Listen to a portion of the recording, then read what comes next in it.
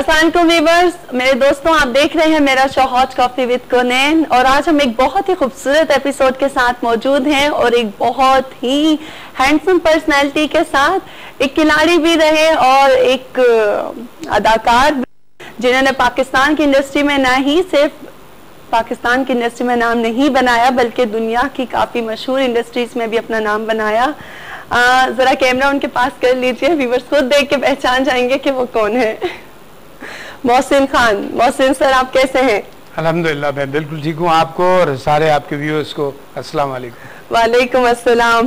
तो कैसी लाइफ है सर, एक अदाकार और एक क्रिकेटर, एक खिलाड़ी, एक कोच और इतने सारी चीज़ों में कहाँ अपने आप को पाते हैं? देखिए, कोनैन मेरी पहचान तो एक क्रिकेटर की हैसियत से है, बिकॉज अल्लाह ताला ने जो मुझे इज़्ज़त दी, शोहरत दी, वो क्रिकेट के ज़रिए दी, पाकिस्तान के ज़रिए दी। और मैं बड़ा फ़ख्र महसूस करता हूँ कि अल्लाह ताला ने मुझे इस काबिल समझा कि मैं अपने मुल्क के लिए कुछ करूँ। और मैं बचपन से खेल का शौकीन था, नो डाउट। पढ़ाई टॉप प्रायोरिटीज़ में थी माँ बाप की तरफ से, लेकिन खेल में मेरे फादर बड़े अच्छे स्पोर्ट्समैन थे। मेरी फैमिली में खेल काफ़ी पॉपुलर है, तो और क्रिकेट ख़ास तौर पे, तो मैं क्रिकेट में भी लगा रहा और फिर ख्वाहिश थी कि पाकिस्तान के लिए खेलूं। अल्लाह ताला ने पूरी की और मैं बड़ा अल्लाह ताला का शुक्रगुजार हूँ कोनैन के। देखिए, आप किसी चीज़ की ख्वाहिश करें और वो अल्लाह ताला आपको दे दे और इज़्ज़त के साथ। तो मैंने पाकिस्तान की क्रिकेट में खिदमत की, 9-10 साल खेला तकरीबन क्रिकेट। उसके बाद थोड़ा शोबिज़ की तरफ भी चला गया, वो भी। और वो कब ख्याल आया कि अब शोबिज़ की तरफ, एक्टिंग की तरफ जाना चाहिए? अपने आपको देखे, आप आई थिंक बहुत हैंडसम क्रिकेटर रहे, तो इस वजह से ख्याल आया या लोगों ने अप्रोच किया? नहीं, बिल्कुल। जब ख़ास तौर पे जब मैंने बॉलीवुड में काम किया तो इंडिया का जब हम टूर करते थे पाकिस्तान टीम की तरफ से, तो वहाँ ड्यूरिंग द टूर ऑफर्स होती थी। तो मैंने कहा, देखिए साहब, मैं एक क्रिकेटर हूँ और एक्टिंग कोई आसान काम नहीं है। मुझे पता है कि ये स्क्रीन के ऊपर बड़ी आसान लगती है, लेकिन बहुत मुश्किल काम है।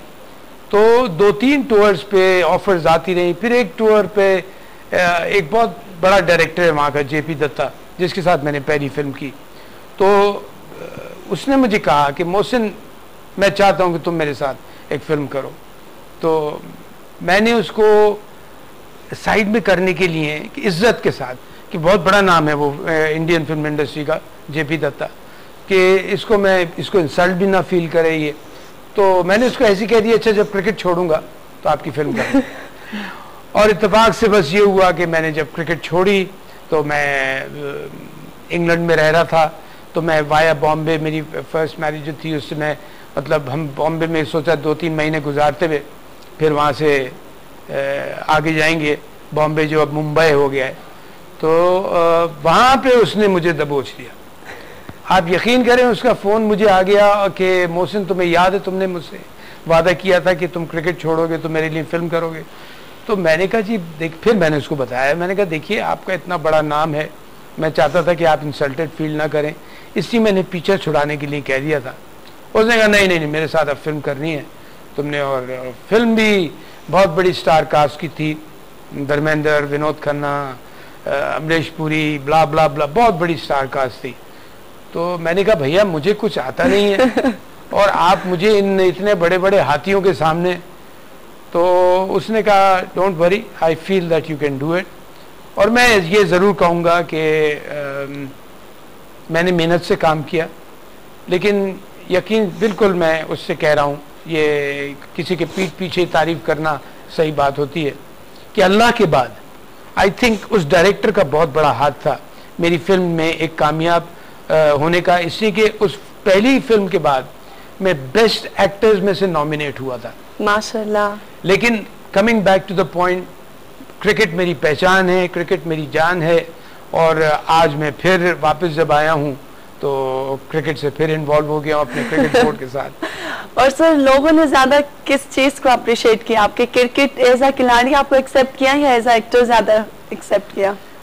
देखिए, पाकिस्तान में तो फिल्म इंडस्ट्री है, लेकिन क्रिकेट की फील्ड बहुत ऊपर है। क्रिकेटर्स को बहुत ज़्यादा अप्रिशिएट किया जाता है। इंडिया में ऐसा नहीं था।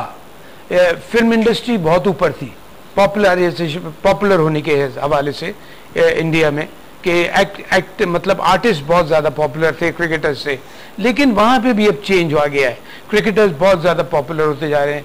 तो लेकिन क्रिकेट पाकिस्तान में आपको पता है खेल नहीं है, या तो पैशन है, जुनून है। इसी तरह हिंदुस्तान में भी है, बिल्कुल लोग दीवाने हैं क्रिकेट के। तो मुझे लोग एज अ क्रिकेटर ज़्यादा वो मतलब वो करते थे, अप्रिशिएट करते थे या करते हैं आज भी, और मैं इस पे फ़ख्र महसूस करता हूँ, इसलिए कि कौनेन मुझे क्रिकेट की वजह से अल्लाह ताला ने पाकिस्तान का नाम रोशन करने की एक मौका दिया। तो I feel very proud to be a cricketer of Pakistan, and I feel very proud कि अगर मुझे कोई एज अ क्रिकेटर वो दे, इज्जत दे।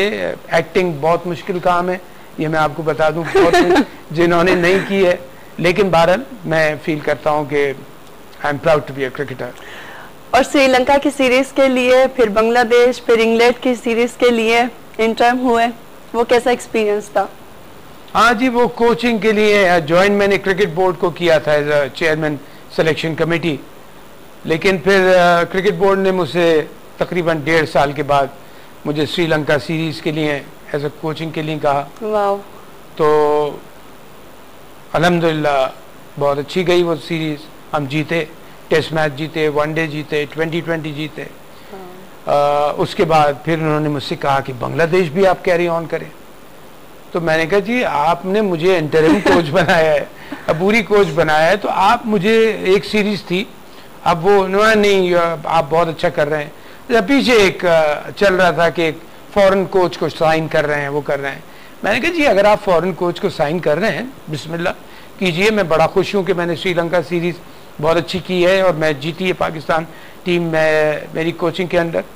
तो कहने लगे, क्रिकेट बोर्ड का स्टाफ था, इवन चेयरमैन साहब का, ज़का अशरफ साहब का, जो मैं बना कोच मुझे बनाया था एजाज भट्ट ने, वो चेयरमैन थे जब, लेकिन during that series Ejaz Butt से फिर चले गए थे, तो उनकी जगह ज़का अशरफ साहब एज ए चेयरमैन आ गए थे। तो उन्होंने मुझसे कहा कैरी ऑन करें बांग्लादेश के लिए। मैंने यकीन कीजिए उनसे बिल्कुल क्लियरली कहा कि ये तो मतलब मैं फील, बिकॉज इसी कोच और टीम का एक ऐसा फैमिली की तरह एक हो जाना होता है।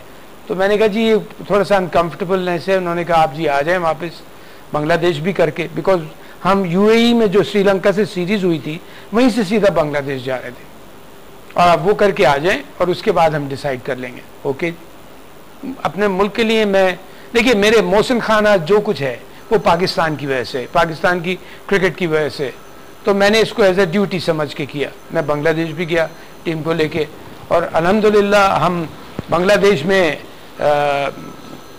सारी चीज़ें जीती हमने, टेस्ट मैचेस भी जीते, वनडे मैचेस भी जीते, 2020 भी जीते। तो कंप्लीट सीरीज बांग्लादेश में भी हमने जीती, और जीत के फिर जब हम वापस आए पाकिस्तान, तो उसके बाद इंग्लैंड की सीरीज थी। तो मैं बहुत खुश था कि मुझे क्रिकेट बोर्ड ने, मैं चेयरमैन सिलेक्शन कमेटी था, फिर उन्होंने मुझे कोचिंग असाइनमेंट दी, और उसमें अल्हम्दुलिल्लाह हम श्रीलंका सीरीज भी जीते, बांग्लादेश भी जीते। अब ठीक है क्रिकेट बोर्ड फॉरेन कोच को ला रहा है तो ले आए, लेकिन फिर वहाँ पे बात चली कि नहीं आपको ही कंटिन्यू करना है। और एक बात थी कि क्वालिफाइड कोच लेके आना चाह रहे थे, जो कि अब है डॉक्टर वो अपना Dav Whatmore, my best wishes with him, उसको कामयाब करे। मैं बल्कि मैं कहूँगा पाकिस्तान टीम की कामयाबी हमारी कामयाबी है। तो मैंने कहा जी, और इंग्लैंड आज की तारीख में दुनिया की नंबर 1 रैंक टीम है। तो मैंने बोर्ड से कहा कि जी नंबर 1 टीम के खिलाफ जब आप एक क्वालिफाइड कोच लाया रहे हैं और सुना है कुछ ही दिन में आने वाला है, तो उसे अभी भेजें इंग्लैंड के खिलाफ जो नंबर 1 टीम है दुनिया की। और उन्होंने कहा नहीं हमने कुछ डिसाइड नहीं किया अभी। लिटरली मुझे चेयरमैन ने, और चेयरमैन ने, मैं आपको बता दूं ज़का अशरफ साहब ने मेरी मेहनत को, मेरी परफॉर्मेंस को बहुत सराहा, और मैं इसका क्रेडिट देता हूं अल्लाह ताला को, अल्लाह ताला का शुक्र अदा करता हूं सबसे पहले, और टीम के प्लेयर्स को, कैप्टन से देखिए सारे प्लेयर्स को, कि जिन्होंने इतनी ज़बरदस्त मिल के खेला। और हमें यहाँ तक भी कॉम्प्लीमेंट मिले कि पाकिस्तान टीम में ऐसी यूनिटी हमने कभी नहीं पहले देखी थी, जिस तरह टीम एक साथ होकर लड़ रही है। जो कुछ मेरा एक्सपीरियंस था, बिकॉज मैंने 9-10 साल पाकिस्तान के लिए खेला, अल्हम्दुलिल्लाह इज्जत से खेला, तो वो मैं चाह रहा था ट्रांसफ़र करूं अपनी टीम में। भारत मुझे इंग्लैंड भी भेज दिया, इंग्लैंड सीरीज़ के लिए, जो कि वो भी यूएई में थी, दुबई अबू धाबी में। उसमें टेस्ट सीरीज़ में तो खैर मैं कहता हूँ मिरेकल हो गया कि आज तक पाकिस्तान की हिस्ट्री में जो कभी नहीं हुआ था, वाइट वॉश हो गया। 3 टेस्ट मैच हमने उनको हरा दिए। जी हाँ, तो ये सारा कुछ रहा। उसके बाद वनडे और 2020 सीरीज हुई जो हम हारे, और जब वो हम हारे तो मैं आपको सिर्फ ये कहूँगा कोनैन, इसलिए कि इससे पहले भी मैंने काफ़ी चैनल्स के ऊपर इंटरव्यू किया, और ये बड़ा टॉकिंग पॉइंट था कि एक टीम जो इतनी ज़बरदस्त खेल रही है और एक सॉलिड कॉम्बिनेशन के साथ खेल रही है, वो सडनली क्यों हारना शुरू हो गई। तो मैंने उन सब से रिक्वेस्ट की कि प्लीज़ आप इससे मेरे ये सवाल ना करें, इसलिए कि मैं नहीं चाहता कि कोई कंट्रोवर्सी खड़ी हो। तो मैं आपसे भी रिक्वेस्ट करता हूँ कि आप भी मुझसे सवाल ना करें। नहीं सर, ये सवाल तो नहीं, लेकिन एक सवाल जरूर मेरे जहन में आता है। पिछले जो हमारे क्रिकेटर रहे, जितने भी हमारे सीनियर जो खेलते थे, उनमें एक अलग ही जोश और खरोश, एक जज्बा होता था। क्या वो आजकल के क्रिकेटर्स में वो जोश खरोश है? देखिए, मैं किसी को नीचे नहीं दिखाना चाहता, लेकिन मुझे कहीं कहीं ये देख के, हर क्रिकेटर के साथ नहीं, कुछ क्रिकेटर्स के साथ, बल्कि मैं कहूँगा 70% क्रिकेटर्स के साथ, मुझे एक बात देख के बहुत अफसोस हुई कि हम जब खेलते थे तो हमारे लिए पाकिस्तान सबसे पहले, उसके बाद दूसरी चीज़ें होती थी, जिसमें पैसा, शोहरत, अच्छी चीज़ें, हर चीज़। अब पैसा सबसे ऊपर चला गया।